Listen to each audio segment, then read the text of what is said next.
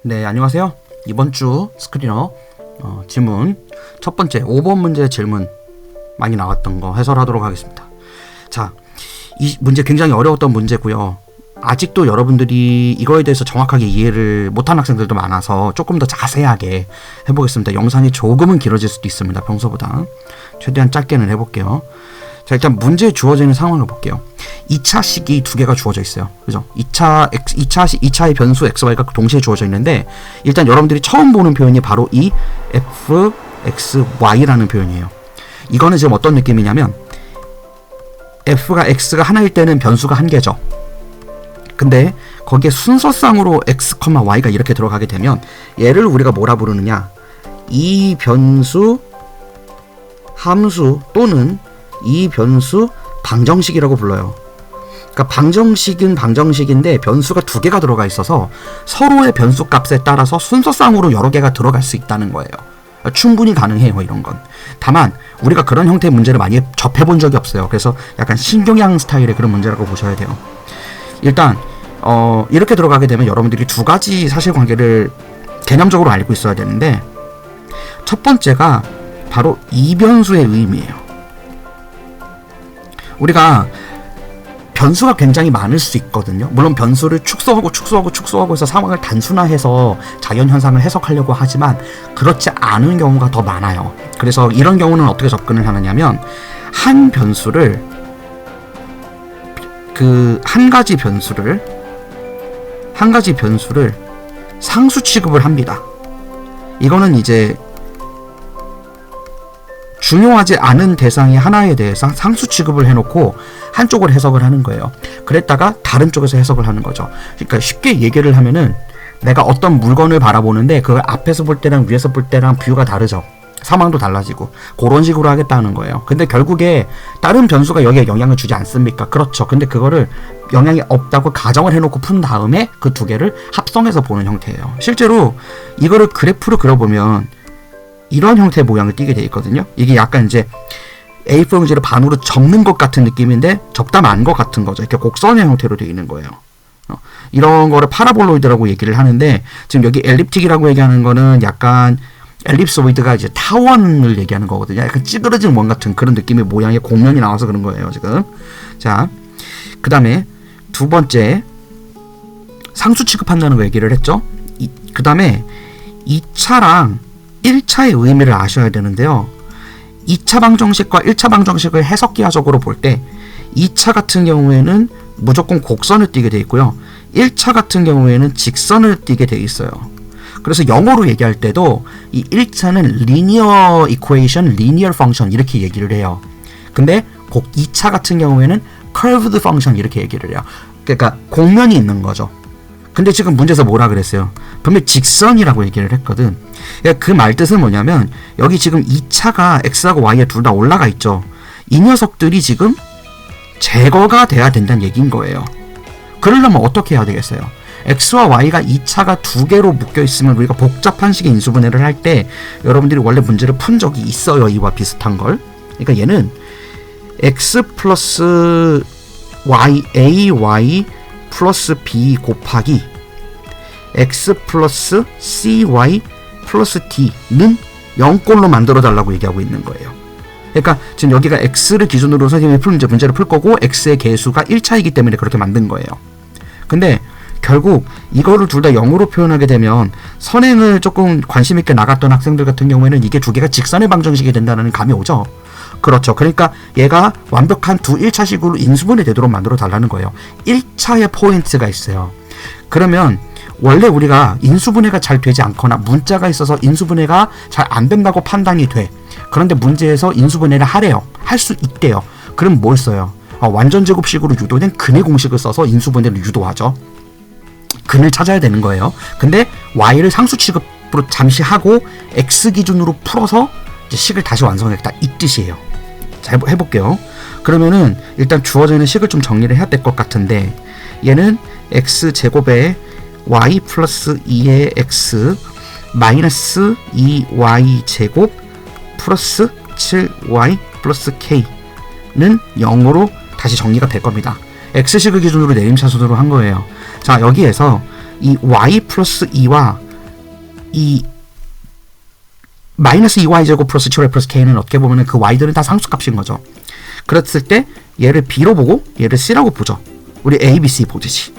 만약에 그렇게 한다 그러면 결국에 근의 공식이 이런 식으로 완성될 거예요. x는 2분의 마이너스의 y 플러스 2 뿔마 2분의 루트 b제곱 마이너스 4ac가 되죠. 그러니까 결국에 b제곱 마이너스 4ac가 원래는 뭔가요? 이게 판별식이죠, 원래는. 그러니까 원래대로라면은 판별식 d가 맞아요.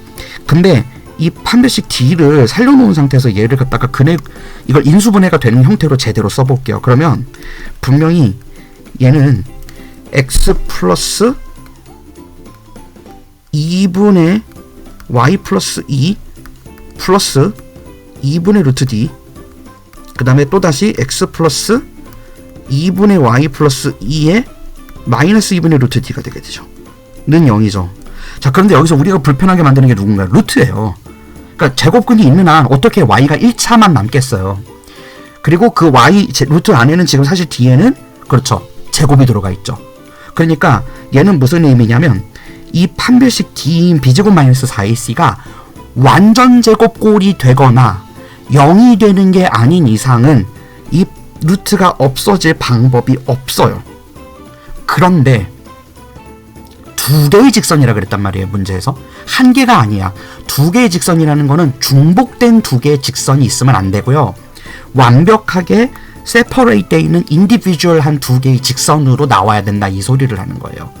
그러니까 근이 서로 다른 두 실근일 때만 이런 상황이 발생할 수 있는 거겠지. 그죠? 그러니까 서로 다른 두 실근이어야 하기 때문에 지금 판별식 d는 여기서는 얘의 여기 d는 이게 완전 제곱꼴로 들어와야만 루트를 없애면서 그 루트 안에 있는 컨텐츠인 y가 1차식으로 만들어질 수 있겠죠. 왜 그렇죠? 루트 안에 있는 게 y 제곱 말고는 다른 값이 없거든요. 자, 이제 d를 다시 제대로 써볼게요. 원래 원본식에서의 d를 제대로 써보면 얘는 지금 y 플러스 2의 제곱 마이너스 4 곱하기 마이너스 2y 제곱 플러스 7y 플러스 k가 되죠. 이걸 다시 전개해서 써보면, 정리를 해보면은 이렇게 될 거예요.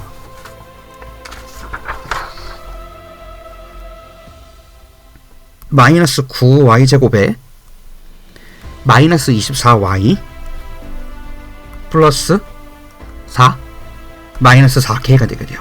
여러분들이 직접 한번 전개해보세요. 생각보다 간단하니까. 자, 근데 요 녀석이 지금 완전 제곱이 돼야 된다는 거는요, 완전 제곱이 될 조건은 뭐죠? 그러니까 이제 이거는 새로 한번, 왜 우리가 쌤이 옛날에 그런 말 한 적이 있었죠. 내 안의 함수. 왜 2차 함수 최대치에서 따지는데 함수가 4차식으로 주어져 있어요. 복 2차식처럼. 근데 그 안에 새로운 함수를 다시 설정을 해서 그 안에 있는 입력값의 범위가 그 전체의 입력값의 제곱의 범위의 또 다른 범위가 됨으로 인해서 얘가 다른 범위를 가질 수 있다는 거. 그러니까 만약에 x가 이렇게 범위를 가졌어요. 그럼 a는 이 특정한 어떤 음수값 이상의 영역에서만 그 전체 함수의 입력값으로 작용할 수 있거든요. 그런 거 했던 거 기억나? 치환에서? 그거 같은 거 하는 거예요. 그러니까 첫 번째 모체가 됐던 식은 xy의 제곱이 맞지만 그 fxy의 근의 공식 안에 들어있는 루트 안의 성분의 2차 방정식, 즉 y에 대한, 얘를 gy라고 해볼게요. 이 gy의 새로운 그 이 루트 안에 들어가 있는 성분이, 이 녀석이, 이 두 개가 완전 제곱꼴로 되게 하기 위해선 다시 한번 이 gy가 이 완전 제곱꼴이 된다는 건 이 y에 대한 2차 방정식이 완전 제곱꼴 이퀄 무슨 얘기예요? 중근처럼 해석할 수 있거든요. 걔가 만약에 0이라고 한다면 0일 수는 없죠. 0일 수는 없는데 그 녀석이 완전 제곱식이 돼야 된다는 거는 똑같은 의미거든요.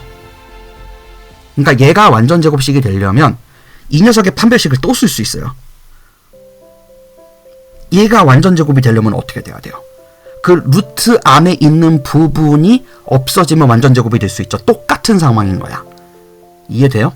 그래서 여기에 있는 이 성분들을 가지고 이제 진행을 해봐야 되는데, 자, 4분의 d를 쓰면 돼요. 여기에서 여기 4분의 d를 써서 마이너스 12의 제곱, 그 다음에 마이너스 a 있으니까, 자, 9y가 이미 있네요. 아, 여기 플러스 9y다. 그럼 9y가 있으니까 마이너스 9y 제곱, y제곱은 빼고 개수만 써서 4 빼기 4k 이렇게 만들어지죠. 이게 0이 되면 되는 거예요. 그렇게 되면 얘가 완전 제곱식화 될 수 있는 거지. 요거 이해돼요? 그러니까 판별식을 두 번 쓰고 있는 거예요. 서로 다른 식에 대해서. 자, 이제 정리를 해보면 이 녀석이 이제 108 더하기 36k가 0이 나는 관계가 나오게 되는데, 그런 분에서 k가 마이너스 3이 돼버리면 이 최초식은 여기 지금 이 루트 d 값이 완전 제곱으로 묶일 수 있을 거고요. 얘가 완전 제곱으로 묶일 수 있게 되는 순간, 네, 루트 쪽에 있는 제곱근이 사라짐으로 인해서 뭐 찌꺼기 그 안에 있는 y가 나올 수 있겠죠. 근데 물론 더군다나 얘는 x에 대한 근이 실근일 때만 지금 그 상황이 발생되는 거기 때문에 0보다 크거나 같겠지. 뭐 0이어도 상관은 없어요, 사실은. y에 대해서만큼은. 그래서 그걸로 정리를 하면 이 전체, 아까 우리가 맨 처음에 고민하고 있었던 그 식이 완벽하게 x 더하기 y 더하기 무슨 뭐 c, 그 다음에 뭐 x 저기 위에서 마이너스 2y 제곱이었으니까 x 빼기 2y 더하기 d 이런 꼴로 만들어지면서 직선이 될 수 있게 됩니다. 그러니까 조건은 그거예요. 두 개의 직선을 나타내도록 해달라고 했기 때문에 그 안에 새로운 판별식을 하나 더 써서 걔가 완전 제곱식이 될 조건이라는 거는 판별식 d가 0이 되는 수밖에 없다. 요렇게 만들어 간다 이겁니다. 됐습니까? 네, 이렇게 해보시면 돼요.